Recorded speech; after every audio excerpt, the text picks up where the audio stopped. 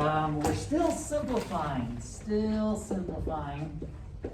And basically, my job is to expose you to enough examples that you don't get caught off guard. You know what I mean? Yeah. You're not like, whoa, wait a second. So here's the thing. If you have a fraction, or if you have multiplication, you can evaluate the numerator and denominator separately. So what I want you to get in the habit of realizing is that if you've got square root of 11 over 36, you can rewrite this as what? 11 over 6.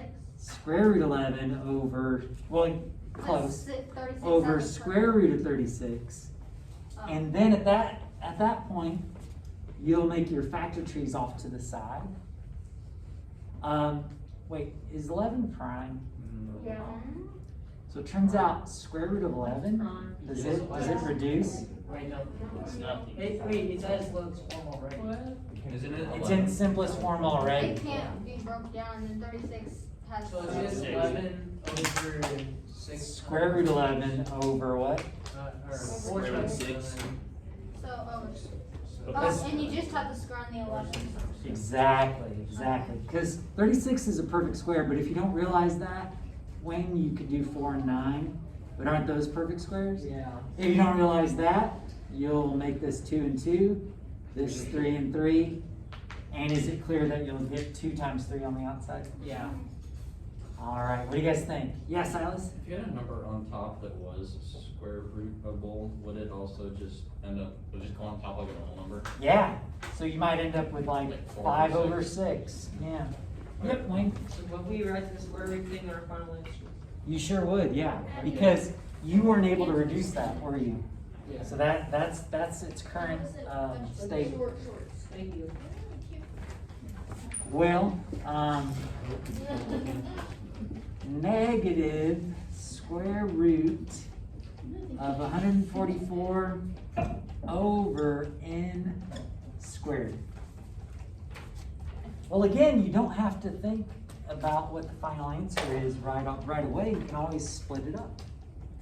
So the negative, is everybody cool with the negative just staying out front? Yeah. Yeah, don't complicate things. But can't you rewrite this as square root of 144 over square root of n squared? Yeah. 144. Wow. It's 12, isn't it? And isn't that helpful if you realize that? Mm-hmm. Because otherwise that's going to break down into a lot of stuff. But you'll still get the same thing. So this is a perfect square. So we get negative, it'll be 12. What about n squared? That's a perfect square, isn't it? And what's our result? N. You guys realize that negatives in the middle like this, they actually either go up top or the bottom. Square everything. No, because these were perfect squares. There's no longer a square root. Yep. Since it's n squared, you don't have to break it down to like n and n, since it's equal to each other. Right? You don't have to. I mean, you totally could. But again, aren't you going to get to take the n out? So far, so good. Let's do another one. How many more examples do we have? About 1 million. Good answer. 15 over 64. And we'll do another one.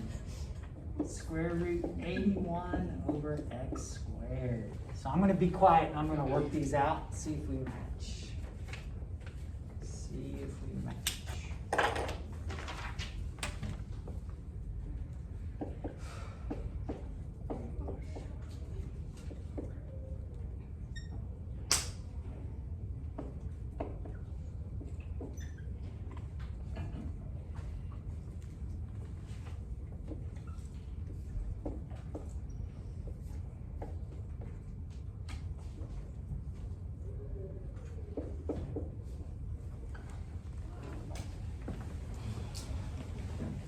We have to break it down like you were just. Oh, if you're comfortable going straight to the answer, that's fine. Yep, that is fine.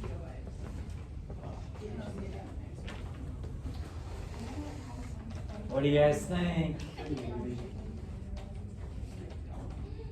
guys good? I got it right. Yeah, I got it right. Yeah. Question Havens?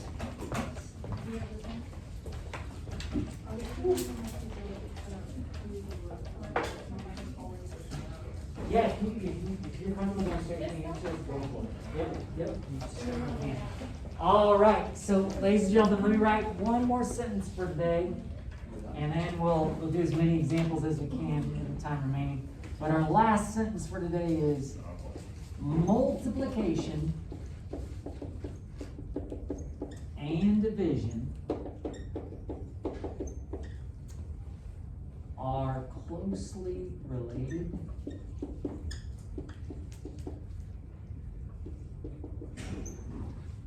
to radicals.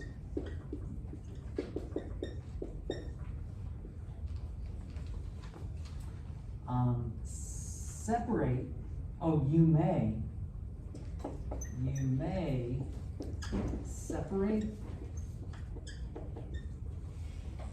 or combine the radicals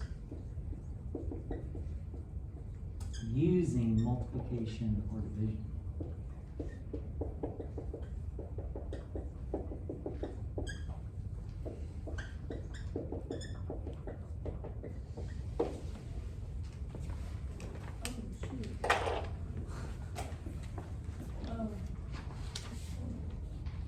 So because, and the reason we mention this is because if this was like 11 plus 36, you wouldn't be able to take the square root of each one separately. It's got to be multiplication or division. It's got to be multiplication or division. None of this separating stuff works if it's addition or subtraction. Okay, well, do you guys care if I erase these? You guys good with that? All right. We're going to take one more step in our journey today. What time do you get out? Too far. Oh, wait. So we have like. Oh, we got about 5 minutes. Okay. It is a Monday, isn't it? I think it's 6. It's 10. It's 5.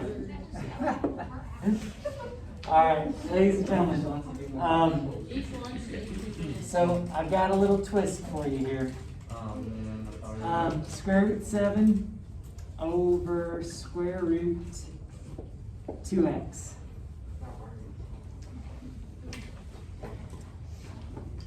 And the instructions are simplified. Well, it's already split up, isn't it? Yeah. So that's kind of nice. Does 7 break down? No. No. Does 2x break down? No.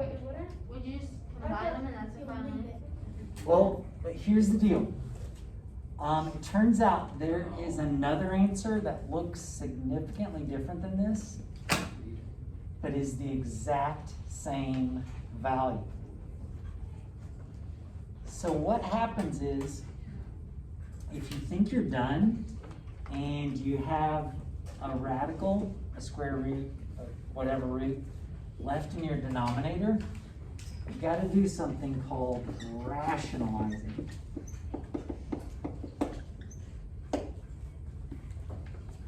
And here's how this works. It turns out that, I'll just show you what the final result will be.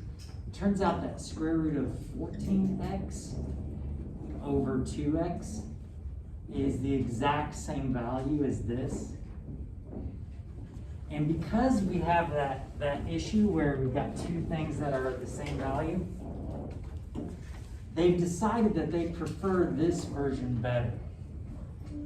And so we call this rationalizing the denominator. I'm going to show you what we do real quick and then we'll get out of here. We're going to multiply by square root 2x over square root 2x. Isn't that actually just multiplying by 1? Yeah. So it's not changing its value. Now because these are both square roots, they'll multiply. And that's where the 14x comes from, 7 times 2x. Now on the bottom, aren't you going to have 2 of each of these? So it means a 2 is going to come out and an x is going to come out. and you're done. So we'll explore this Wait, more why would they prefer? tomorrow. What's that? Why would they prefer that? Just because that way everybody agrees on the right answer.